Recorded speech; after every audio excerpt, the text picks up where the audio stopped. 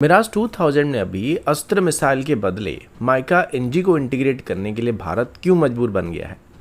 Indian air force की तरफ से अभी 70 के आसपास Su-30 MKI को क्यों सुपर सुकोई स्टैंडर्ड में अपग्रेड ना करने का फैसला किया जा रहा है, और क्या सच में पाकिस्तान अभी चाइना से एक न्यूक्लियर SSBN को एक्वायर करने की कोशिश कर रहा है। आज की वीडियो में हम ऐसे ही कुछ इंटरेस्टिंग अपडेट्स के बारे में बात करने वाले हैं। नमस्कार दोस्तों, मेरा नाम है अंशुमन नायक और आप सभी का बहुत बहुत स्वागत है इंडियन डिफेंस न्यूज की डिफेंस टॉक सीरीज में।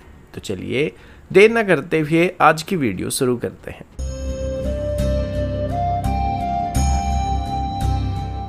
आज की पहली अपडेट इंडियन एयरफोर्स के मिराज 2000 और इसमें इंटीग्रेट होने वाले अस्त्र मार्क 1 मिसाइल और फ्यूचर माइका एनजी अपग्रेड की तरफ से है।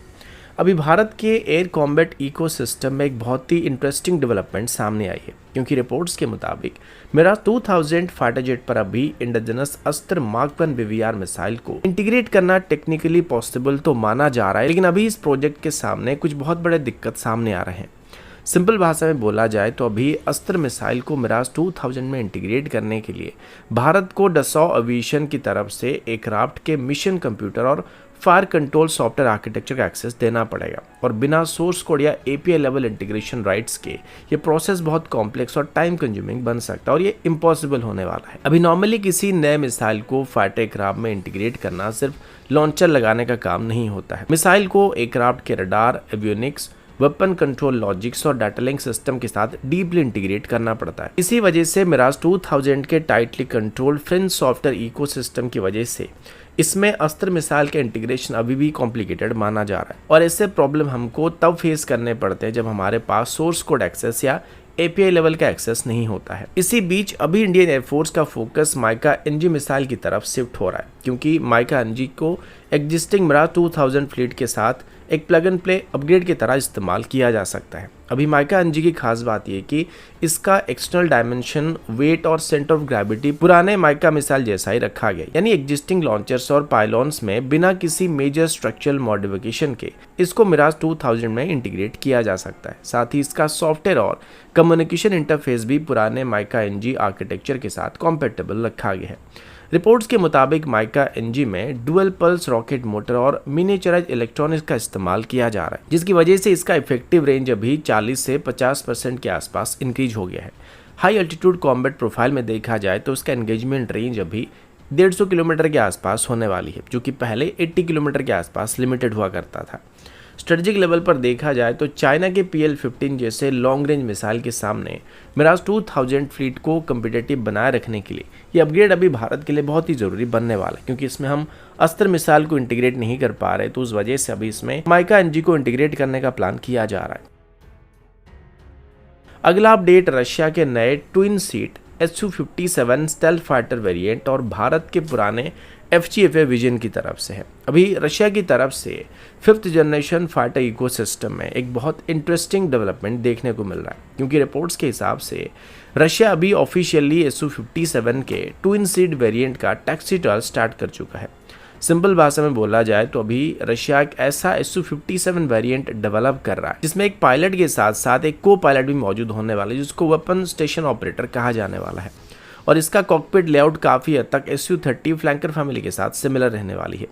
अब इस नए एयरक्राफ्ट की सबसे इंटरेस्टिंग बात यह कि ये दुनिया का दूसरा twin seat 5th generation aircraft होने वाला है, क्योंकि इससे पहले चाइना की तरफ से J-20S twin seat stealth fighter को डेवलप किया गया था, जो कि पहली बार 2021 में देखा गया था।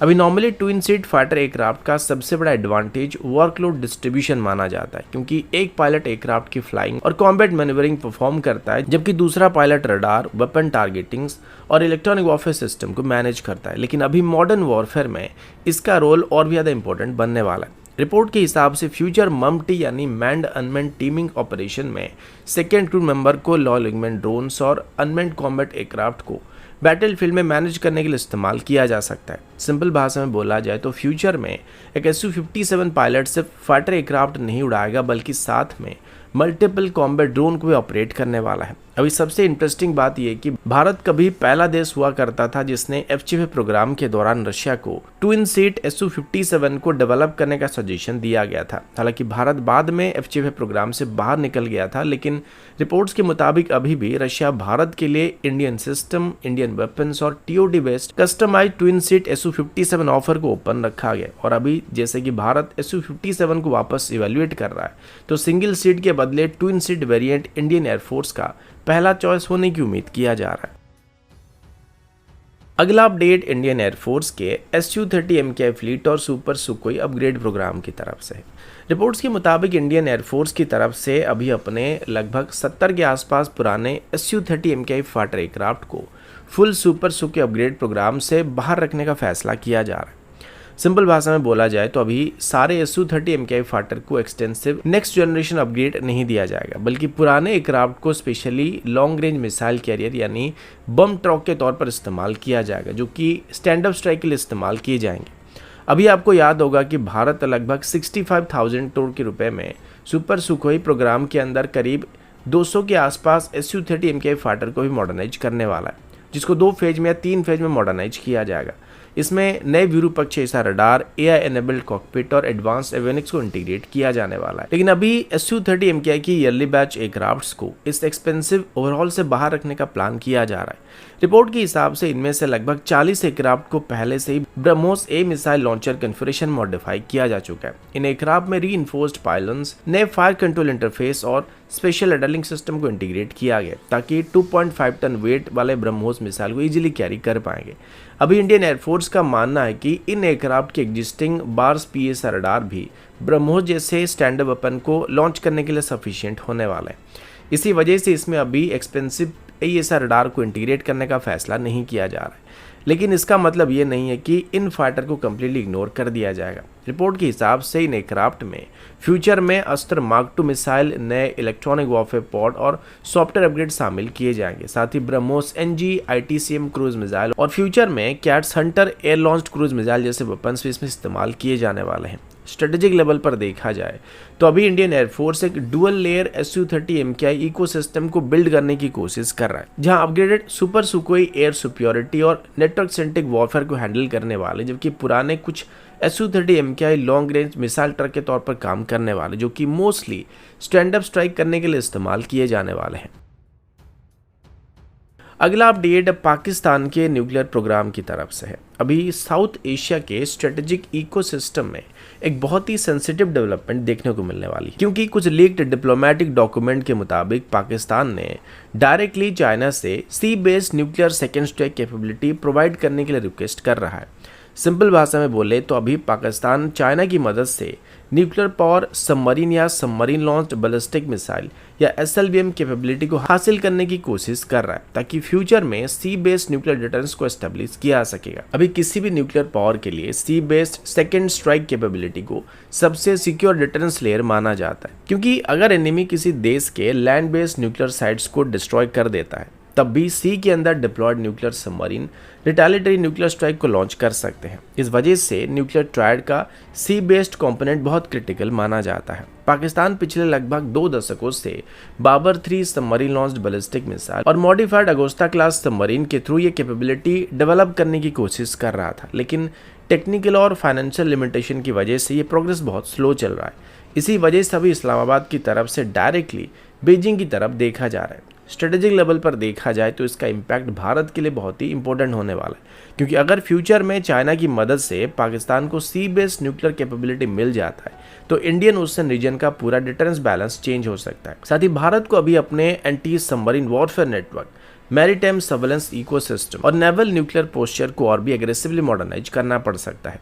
अभी एक्सपर्ट्स का मानना है कि ये डिप्लॉयमेंट चाइना और पाकिस्तान के मिलिट्री पार्टनरशिप को कन्वेंशनल वेपन से ऊपर लेकर स्ट्रेटेजिक न्यूक्लियर कोऑपरेशन तक पहुंचा सकता है। और अगर फ्यूचर में चाइनीज सपोर्ट की मदद से पाकिस्तान न्यूक्लियर सबमरीन कैपेबिलिटी हासिल करता है, तो साउथ एशिया में under water nuclear arm race फिर से इंटेंसिफाई हो सकता है। अगला अपडेट भारत के इंडिजिनस एरियल डिकॉय इकोसिस्टम और नए स्वायत्त TD-1 autonomous target decoy system की तरफ से है। अभी भारत की तरफ से मॉडर्न एयर वॉरफेयर और डिसेप्शन टेक्नोलॉजी के अंदर एक बहुत ही इंपॉर्टेंट एडवांसमेंट किया जाने वाला है, क्योंकि हैदराबाद बेस्ड पेनियन इंडिया लिमिटेड की तरफ से अपना फुली इंडिजिनस स्वायत्त TD1 autonomous target decoy platform को एग्रेसिवली डेवलप किया जा रहा है। सिंपल भाषा में बोले तो अभी भारत इंपोर्टेड बंसी डिकॉय सिस्टम पर डिपेंडेंसी को कम करके खुद के एडवांस एरियल डिसेप्शन और टारगेट सिमुलेशन इकोसिस्टम को बिल्ड करने की तरफ रैपिडली मूव कर रहा है। आपको याद होगा कि ऑपरेशन सिंदूर के समय पर इंपोर्टेड बंसी डिकॉयज ने पाकिस्तानी एयर डिफेंस सिस्टम को कंफ्यूज करने में भारत को काफ़ी मदद किया था। इसी सक्सेस के बाद अभी भारत इंडिजिनस अल्टरनेटिव को डेवलप करने पर फोकस कर रहा है।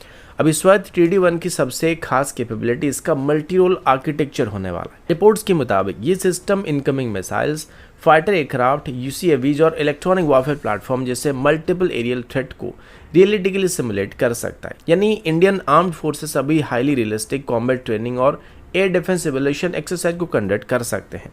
अभी इसका सबसे बड़ा एडवांटेज इसका modular plug and play architecture होने वाला है, क्योंकि इस UAV के पेलोड और स्ट्रक्चरल कंपोनेंट को रैपिडली स्वैप किया जा सकता है, जिससे सेम प्लेटफॉर्म को टारगेट ड्रोन और एक्टिव कॉम्बैट डिकॉय दोनों रोल में इस्तेमाल किया जा सकता है और इसमें बहुत कम समय लगने वाला है। रिपोर्ट्स के मुताबिक स्वायत्त TD1 radar cross section, infrared heat signature और इलेक्ट्रॉनिक जैमिंग इफेक्ट को भी सिमुलेट कर सकता है। यानी दुश्मन के रडार सिस्टम को एग्जैक्टली वही सिग्नल मिलने वाला है जो नॉर्मली किसी रियल फाइटर एयरक्राफ्ट या क्रूज मिसाइल से मिलते रहते हैं।